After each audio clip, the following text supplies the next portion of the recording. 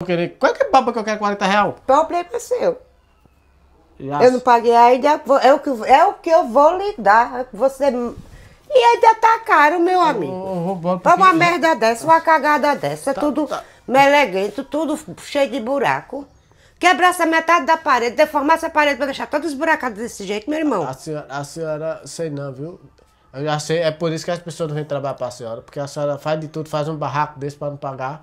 Ah, para não pagar não, eu vou lhe pagar, só não vou pagar 40 conto não dá pra comprar 2 pão. 2 pão. Que pão do croque é esse? Oxi, tá baratinho a massa. E Ah, aí, pois. ó, o cara faz um serviço desse alinhado. Ah, meu filho, pode ficar com seus R$40. Pronto, segunda-feira você vai terminar, viu? Como é que é a história? Vai terminar segunda-feira. Eu não vou nem... Porque essa cagada não vai ficar aqui não. Eu não vou nem passar por aqui, por esse lado, vou passar pela pista. Eu prefiro perder a moto pra federal do que passar por aqui. Ah, pois eu vou mandar a federal pegar você e sua moto. Eu prefiro do que passar na frente da sua casa. Quando Agora você, segunda-feira, você vai terminar esse